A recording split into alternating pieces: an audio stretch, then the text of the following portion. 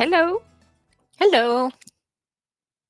So, hello everyone, and welcome to this second episode of KEZAKO Season 2. I am Louise Bachet, biostatistician and head of the Advanced Method Department at Oriana and co-founders of Oriana. And today joined by... Hi, everybody. I'm Marie Salaberry, data scientist at Oriana. It's nice to meet you all. So today we are going to explore a topic that lies at the heart of current discussions in biostatistics and artificial intelligence applied to healthcare, the validation of synthetic patients. Let me share my screen. So, generating synthetic data is one thing, but how can we tell whether these data are truly usable? Do they resemble with real world data? Do they lead to the same statistical conclusions? Do they sufficiently protect the privacy of real patients? And a less frequently asked but equally essential question, are they fair across all patient subgroups? These are exactly the questions we will explore today through an overview of validation metrics with the aim of proposing of a framework. So, hop. Why validation is hard? Let's get to the heart of the matter. Why validating synthetic data so difficult? The answer lies on a simple yet profound ID. There is no single metric that is sufficient. This slide presents one possible classification of metrics based on Nobani and colleagues already introduced in the previous KEZAKO episode. There are several ways to categorize validation elements, and many tools and metrics have been proposed. Van Brugel and colleague highlights a lack of consensus on performance indicators, including the existence of contradictory indicators, as well as the absence of standardized practices to ensure privacy protection. In other words, the field has not yet converged. We know that validation is necessary, but not exactly how or with which tools. Cabani and colleague uh, identified 17 utility metrics and 5 privacy metrics in the literature without any clear consensus emerging. And Van Velik and colleague identified no fewer than 42 metrics across 4 dimensions. So, what we propose today is a synthesis of these different classification approaches based on our own interpretation. Validation relies on 4 simultaneous dimensions: fidelity, utility, privacy, and fairness. Keep it in mind, there are the 4 questions that any evaluator or synthetic data should systematically ask. Let's now explore them one by one. So, fidelity: do synthetic patients exhibit statistically similar characteristics to real patients? Fidelity refers to statistical resemblance and clinical resemblance. The utility: do analyses performed on synthetic data yield clinically valid results? Utility is the key question for biostatisticians. If I train my model on synthetic data or test it on real data, do I reach the same conclusions? If I analyze synthetic data, will I obtain the same conclusions as with a real data set? Then the privacy. Is it possible to re-identify real individuals? Privacy becomes critical as soon as data are shared outside the institution, and especially when synthetic data are considered to fall outside the scope of GDPR. And then the fairness. Is the quality consistent across all patient subgroups? This fourth dimension, often overlooked, was formalized by Van de Leeuwenhoek and al. And we must ensure that fidelity, utility, etc., is preserved for ethnic minorities, rare diseases, and low frequency variants. This requirement is now also legally grounded. The Article 10 of the European AI Act imposed fairness requirements for high risk AI systems, a category that includes many medical devices and clinical tools. These dimensions are often in tension which, with one another. For example, a model that is slightly fair,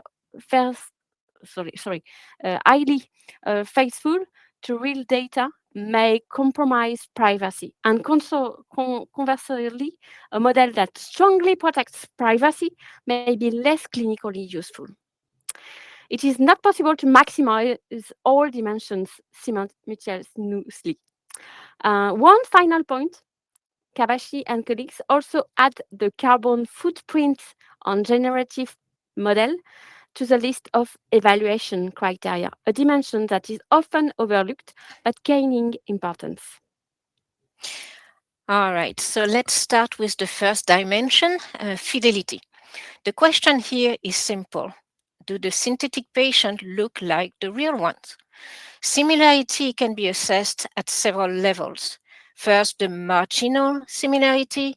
We look at each variable individually, like age, sex, BMI, to check how similar real and synthetic data or distributions are. Then the structure of relationship between variable, like between age and sex, for example. And finally, clinical plausibility, making sure there are no inconsistent combinations. And good univariate fidelity alone is never sufficient. So it's tempting to jump straight to metrics, but visualization matter. Before computing anything, simply looking at the distributions lets you quickly spot drift or differences in shape. We see two examples on this slide. So on the left, the distributions are very close. That's good fidelity. On the right, they don't match well. So the fidelity is insufficient. It's a fast but extremely informative step and always worth doing first. But keep in mind, at this stage, we're only inspecting visually. We are not yet quantifying fidelity.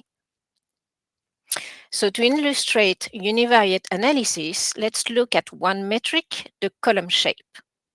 Here we have an example with four variables: age, sex, BMI, and comorbidity. The idea is to compare each variable between real and synthetic data. To measure the distance, the method depends on the variable type. A KS test for quantitative variable and TVD, total variation distance, for qualitative ones. So for example, for sex, we obtain a value of 0.99, indicating very good fidelity, and then we aggregate the scores across a variable to obtain a global score of 0.92, reflecting good fidelity overall. Now let's look at relationship between variable with the column pair trend metric. The idea is to compare the relationship between each pair of variable. We use association measures like correlation, Pearson or Spearman for continuous variable, or other measures adapted to categorical variables. In our example for age and sex, the association score is 0.92, which indicates that relationships are well preserved. The average score of 0.85 reflecting good preservation of dependencies. Note that we only present two metrics here, but there are many more. So one important point, in literature, fidelity and utility are often confused, especially for survival data, but they are not the same thing. Fidelity answers the question, do the synthetic data resemble the real data? We compare distribution, correlation, structure from a purely statistical standpoint. But we should also consider clinical plausibility. Are the generated patients medically coherent and interpretable? Utility answers a different question. Do the synthetic data allow us to reproduce analytical results? For example, does a model trained on synthetic data give similar results? That is predictive utility. Or do we recover similar statistical conclusion? And this is analytical utility. Here, what we compare is the results of statistical analysis, not the data themselves. And the two dimensions are related, but they don't measure the same thing. Thank you, Mary, for this transition. Let's now dive into the details of utility measurement using the TSTR paradigm, and also we will see narrow utility, as you mentioned.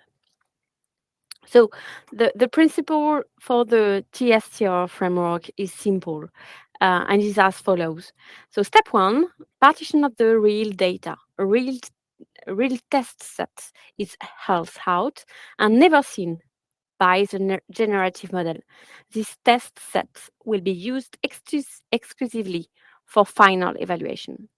The step two generates synthetic data from the training set. And step three, train a predictive model on synthetic data. A predictive model such as XGBoost logistic regression or also a Cox model is trained exclusively on synthetic data. And step four, test on real data. This model is then evaluated on the held out real test sets. Standard metrics are computed, AUC, C index, and calibration. And the step five, compare with the TRTR. We compute the performance drop, the relative loss in performance compared to the reference TRTR model, train on real and test on real. So the performance drop is the performance of the TRTR minus the performance of the TSTR divided by the performance TRTR. A drop of less than 5% is generally considered indicative of high utility. In addition to the TSTR, or instead of depending of actually the use case, we also use more targeted utility metrics, analytic metrics, referred to as narrow utility metrics that are specific to the clinical task. So preservation of the hazard ratio in the Cox model, statistical power and coverage rate of confidential intervals across at least 100 repeated synthetic samples, and study replication, that is, do we reach the same conclusion as the original study? These metrics are particularly relevant when synthetic data are generated for specific clinical questions. They are especially useful, for example, when synthetic patients are intended to augment a control arm. So let's see an example. This slide quickly illustrates what it means to replicate a study using synthetic data. This example is based on the work of Azizi and colleague, published in 2021. The authors use a sequential decision trees to train a generative model and synthesize patient data. The figure represented shows the tau coefficient, a measure of the predictive ability of each covariate with respect to the outcome. Here, bowel obstruction in patients with colon adenocarcinoma. The coefficient is computed in both real and synthetic data, along with the overlap of confidence interval for the bivariate relationship with obstruction. This type of visualization allows us to assess variable by variable whether synthetic data faithfully reproduce the associative structure observed in the real data. Then this slide on utility presents conclusions drawn from validation performed across 5 observational studies in this previously mentioned in the previous KEZAKO is the same article. So the authors generated synthetic data for 5 observational studies across different clinical domains, and they compared results obtained from synthetic versus real data. Let's focus on the figure for one of these studies. It shows the Kaplan-Meier curve with 4 elements overlaid. In dark blue, solid line, the survival curve estimated from real world. In dark blue dashed line, the confidence interval boundaries for the real data, so the uncertainty envelope. In green, survival curves estimated from repeatedly generated synthetic datasets. And in red, the smoothed average across 1,000 synthetic datasets. What these figures shows is striking. The green synthetic curves closely follow the real blue curve and consistently remain within the confidence interval of the real datasets. This is exactly what we expect from high fidelity on survival endpoints, and it provides empirical evidence that the TSTR paradigm works in real data. All right, now let's move to the third pillar, the privacy. The core promise of synthetic data is that it can be shared without exposing real patient. But this promise only holds if the synthetic data doesn't leak information about the individuals it was generated from. So privacy metrics aim to verify exactly that. There are 2 main families, the distance-based metrics and the attack-based metrics. So we start with the distance-based metrics, and the most common one is the distance to closest record, or DCR. The idea is simple. For each synthetic patient, we measure how close it is to the nearest real patient. If that distance is very small, the synthetic point can be linked back to a real individual, and that's a privacy risk. If the distance is larger, the link becomes much harder to make. DCR is a proxy metric. It uses distance as an indicator of risk without simulating actual attack. We complement it with NNDR and KMAP, but the intuition is the same. Too close means too risky. However, recent work by Yao et al. Shows these metrics can underestimate individual re-identification risk. This is why we also rely on a tag-based method. Instead of using distance as a proxy, attack-based metrics simulate what a real adversary would actually try to do. And the most well-known is the membership inference attack, or MIA. An attack model is trained to predict whether a record was in the real data. If the model can do this better than random guessing, so with an accuracy of more than 50 to 60%, the synthetic data leaks information. MIA tackles one specific question: was this patient in the real data? But there are metrics for other types of questions, like singling out. Can you identify a unique individual? Or linkability. Can you connect 2 records to the same person? Or inference. Can you guess an unknown attribute from known ones? And each one simulates a different type of adversary. Finally, differential privacy takes a completely different approach. It provides a mathematical guarantee that adding or removing one patient barely changes the result. regardless of any specific attack. DP is built into the generator itself, while distance metrics and attack-based method are applied post hoc to evaluate the result. Now, privacy isn't the only concern, though. Even a well-protected synthetic dataset can fail if it doesn't represent everyone equally. And so this brings us to fairness. Here, fairness means that the quality of synthetic data, so like we've seen, the fidelity, the utility, and the privacy must hold for all patient subgroup, not just the overall population level. The challenge is that generative models are trained on real world data, which is often imbalanced. Majority groups dominate the learning, while minority subgroups like ethnic minorities or rare diseases of rare mutations are less well captured.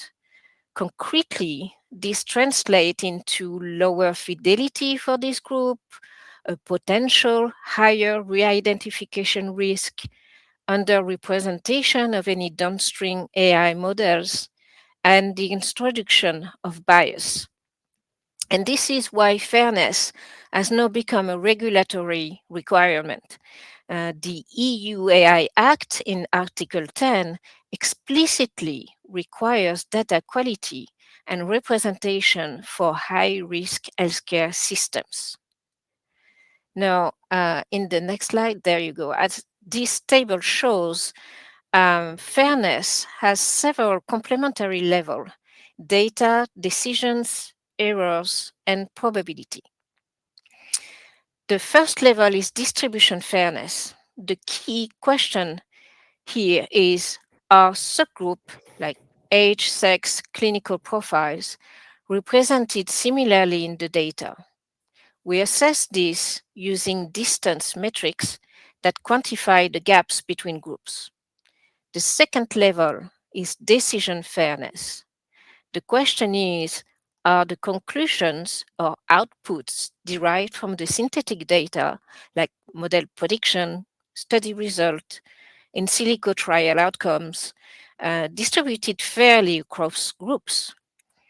The third level is error fairness, where we look at whether the model makes the same type of errors across all groups.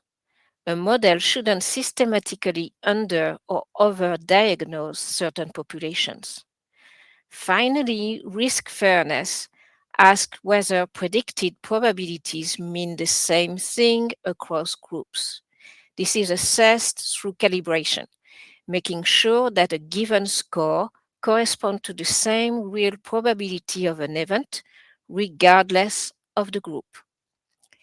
If our objective, though, is to reproduce statistical properties rather than developing predictive models, our focus will mainly be on distribution fairness. Now, let's talk about log disparity. Developed by Bano et al. In 2021, log disparity compares the proportion of a subgroup in the synthetic data to its proportion in the real data, then applies a logarithmic transformation just to make interpretation easier. So to interpret the result, a value of 0 corresponds to perfect balance. A negative value indicates underrepresentation of the subgroup, and a positive value reflects the overrepresentation. So going back to the paper, this figure shows the log disparity results both in the univariate and multivariate cases. In the univariate analysis, we can see already representation gaps for some subgroups, both over and under representation. But these gaps become much larger in the multivariate case when combinations of variables are considered. Some subpopulations end up strongly underrepresented or even completely absent from the synthetic data. This shows that even when the synthetic data look realistic overall, important biases can appear at the subgroup level, especially when looking at interactions between variables.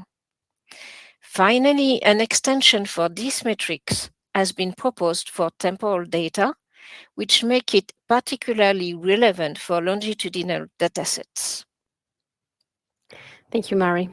We did not aim to be exhaustive, partly due to the lack of consensus and partly because we only have 30 minutes.